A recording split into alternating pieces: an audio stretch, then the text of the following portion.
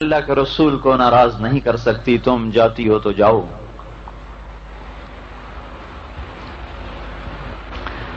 سائیوال میں ایک دھوبی کے بیٹے نے چیلا لگایا، اس کی منگنی ہوئی تھی گاؤں میں، وہ شادی کی تاریخ طے ہوئی، درمیان میں وہ چلے کے لیے چلا گیا، چلے سے واپس آیا تو داڑھی رکھی ہوئی،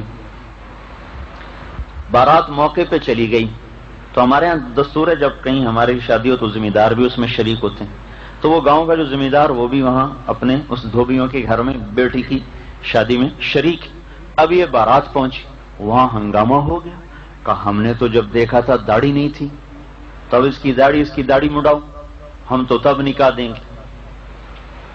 تو وہ سارے بارات والے، ماں کیا، باپ کیا، بھائی کیا، چاچے کا کوئی گل نہیں، پتر ہوں مناچا پیچھے رکھ لیں، ہوں ساری عزت دا سوال ہے۔ وہ کہنے لگا ایک پاسے تہاڈی عزت ہے، ایک پاسے میرے رسول دی عزت ہے، ہوں تو آپ پہ دسو میں کی کراں۔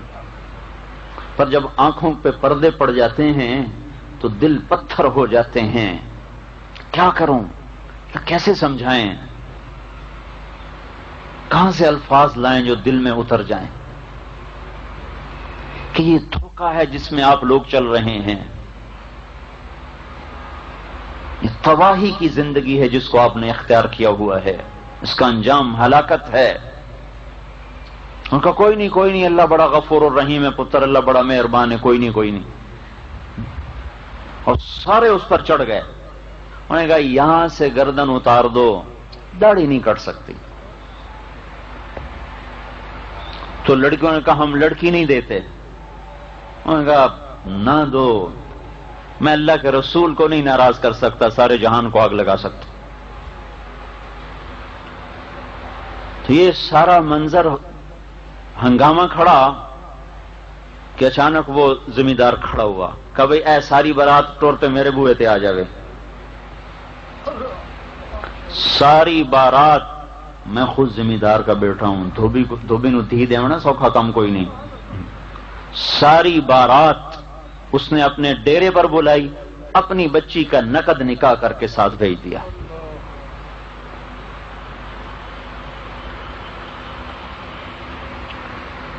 کیا کریں، ماحول کو دیکھنا پڑتا ہے۔ میں یوں کہہ رہا ہوں یہ کہو کیا کریں، اللہ کے رسول کو دیکھنا پڑتا ہے جس کی وفائیں صادق ہیں اور ان سب کی وفائیں کاذب ہیں، یہ غدار ہیں، کیا سگی اولاد کیوں نہ ہو، سب محبتیں غرض کی ہیں، سب محبتوں کے پیچھے اغراض ہیں۔ بیوی کی ایک خواہش پوری نہ کرو پھر دیکھو کیا ہوتا ہے، اور بیوی خاوند کی ایک بات نہ مانے پھر دیکھو کیا ہوتا ہے۔ اور یہ دیکھو جو عرفات کے میدان میں ہاتھ اٹھائے ہوئے، اپریل کی دھوپ میں نہ کوئی سائبان، نہ کوئی سایہ، اور نہ کوئی نیچے زمین پہ گدے گدے، اونٹ پر بیٹھ کے رو رہے ہیں، اونٹنی پر، اونٹ بھی کوئی بیٹھنے کی سواری ہے، 5 گھنٹے یوں ہاتھ اٹھے ہوئے اپنی امت کے لیے، مردوں کے لیے، عورتوں کے لیے، قیامت تک آنے والی نسل کے لیے دعا کر رہے ہیں، اے اللہ معاف کر دے، اے اللہ معاف کر دے، اے اللہ معاف کر دے۔ 5 گھنٹے مسلسل دعا مانگی، اس کا کوئی حق نہیں بنتا۔ جو کہتے ہیں میاں شادی آ رہی، فلانے میں راضی کرو، فلانے میں مناؤ، انہوں میں مناؤ، انہوں میں مناؤ، انہوں میں مناؤ۔ ارے کوئی یہ بھی تو سوچے کہ رسول اللہ کو بھی مناؤ کہ ہماری شادی میں کوئی ایسا کام نہ ہو جس سے اللہ کا رسول ناراض ہو جائے، ہمارے گھروں میں کوئی ایسا کام نہ ہو جس سے اللہ کا رسول ناراض ہو جائے، یا تو اس کو سامنا نہ ہو، یا تو ہم نے مر کے ان کا سامنا نہیں کرنا، کہیں پاسے ہمارا حساب ہو جانا ہے تو ٹھیک ہے، لیکن اگر سامنا ہونا ہے اور آنکھوں سے آنکھیں چار ہونی ہیں تو دیکھو میں ہاتھ جوڑ رہا ہوں، اس دن کی ذلت بہت بڑی ہے آج کی ذلت سے، اس دن کی رسوائی بہت۔ اگر اتنا ہی کہہ دیا اللہ کے رسول نے تمہیں میرا خیال نہ آیا تو بتاؤ کہاں جائیں گے؟ موت تو ہے نہیں کہ مر کے اپنے آپ کو مٹا دیں، یہاں تو لوگ اپنے آپ کو شوٹ کر دیتے ہیں کہ میں اب زندہ رہنے کے قابل نہیں، یہاں کہاں سے گولی لائے گا مارنے کے لیے اپنے آپ کو؟ اللہ کا رسول نے اتنا کہہ دیا ہے تمہیں میرا خیال ہی نہ آیا، تم نے میری بیٹی فاطمہ کو ہی نہ دیکھا، تو کیا کرو گے اس دن؟ یہ کہو گے کہ میری بیوی نہیں مانی تھی، یہ ہمارے سسرال نہیں مانے تھے. میں ایک مثال دے رہا ہوں، ہمارے تو ہر چیز میں، ایک شادی تو ویسے ہی منہ پہ آ گیا لفظ، ہم تو ہر چیز میں اللہ کے رسول کو ناراض کیے بیٹھے ہیں. کون سی چیز ہے جس میں ہم نے اس سے بغاوت نہیں کی ہوئی؟ اور کون سی ایسی گھڑی ہے جس میں انہوں نے رو رو کے ہمارے لیے دعا نہ کی ہو؟ انتقال سے ایک ہفتہ پہلے عبداللہ بن مسعود اور صحابہ آئے ملنے، تو آپ ان کو دیکھ کے رونے لگے. کہ میرا تمہیں سلام ہو آخری، اور جو تمہارے بعد آئے نا ان کو بھی کہہ دینا میرا سلام. ایسی وفا. اور ہمیں کس طرح اپنی رحمت کی چادر میں لیا.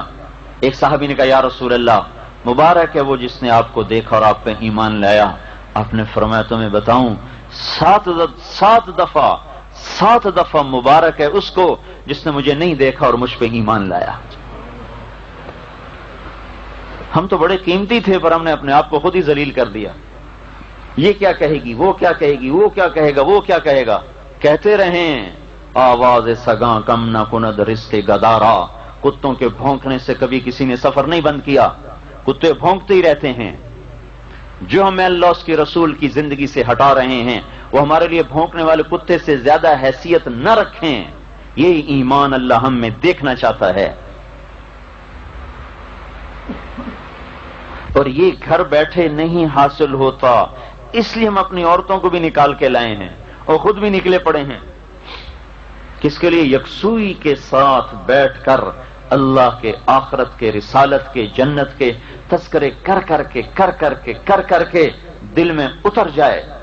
حضرت عمر رضی اللہ تعالیٰ عنہ رات کو گشت کر رہے تو ایک عورت چرخہ کاٹ رہی، علیک صلاۃ اللہ و صلاۃ الابرار. رسول اللہ صلی اللہ تعالی وسلم کی یاد میں شعر پڑھ رہی کہ آپ پہ درود و سلام ہو اللہ کا اور اللہ کے نیک بندوں کا. کنت تقیا حجیئا بالاسحار. آپ وہ تھے جو راتوں کو اٹھ کے رویا کرتے تھے اور اللہ سے ڈرنے والے تھے. پتہ نہیں میرا رب مجھے آپ سے قیامت کے دن ملنے دے گا کہ نہیں ملنے دے گا. والدہر علی الاطوار. زمانہ رنگ بدلتا ہے، ایسے ہی عمل بھی بدلتا ہے. پتہ نہیں کس حال میں موت آتی ہے. آپ کے ساتھ ملاقات ہو کہ نہ ہو.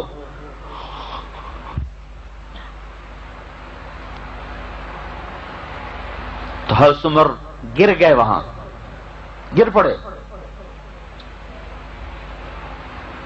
پھر دروازے پہ دستک دی. آدھی رات. کون؟ کا عمر. کمالی والعمر. عمر کا میرے گھر میں کیا کھاؤں؟ کا دروازہ کھول دے، اللہ کے واسطے دروازہ کھول دے. تو اس نے دروازہ کھولا. کہنے کہ وہ شعر تو سنا دے جو ابھی تو پڑھ رہی تھی. اللہ کے رسول کی محبت میں جو کہہ رہی تھی ابھی تو سنا دے. یہ کیا دل ہیں جو اللہ اس کے رسول کی محبت میں نہ کبھی لرزے، نہ کبھی تڑپے، نہ کبھی کسک. یہ کیا دل ہیں؟ ان پتھروں کو لے کے ہم مر جائیں تو کیا قیمت ہے ہماری؟ یہ سفید کپڑوں پہ تو لوگ دیکھتے ہیں ہاں بڑے میاں صاحب ہیں. ارے یہ کچھ بھی نہیں، اس کے پیچھے پخانہ چھپا ہوا ہے. وہ اللہ یہاں دیکھتا ہے. یہاں کیا ہے، کون ہے؟ وحصل ما فی الصدور. اور قیامت کے دن دل چیر کے دیکھے گا کس کو دل میں بٹھا کے آیا ہے. یہ بزم دل کس سے سجائی ہے؟ اس میں کون ہے جو اتنے دکھوں میں نہ بھولے ہم اس کی زندگی کو یوں اٹھا کے باہر پھینک دیں تو کبھی غم بھی نہ ہو کہ ہے میں نے کیا کر دیا. تو یہ ہم سیکھنے کی دعوت دے رہے ہیں کہ اللہ کا رسول ایک مکمل زندگی لائے جس کا نام اسلام ہے.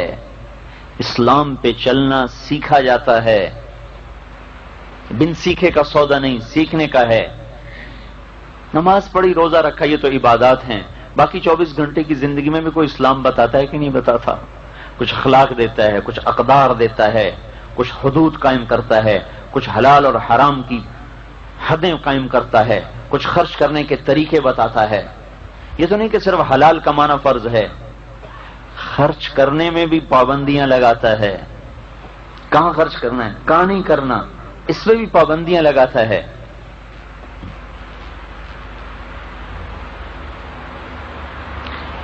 کمائی میں بھی آزاد نہیں چھوڑا، طریقے بتائے. آج وہ بھی اڑ گئے، تو نہ کسی کو پتہ ہے حلال کیا نہ حرام کیا ہے، نہ پوچھتے ہیں. پھر جو حلال کمانے والے ہیں ان کے لیے بھی آگے طریقہ بتایا ہے خرچ کرنے کا. ان میں بھی آزاد نہیں چھوڑا کہ جہاں جو مرضی کھپا دیا لگا دیا.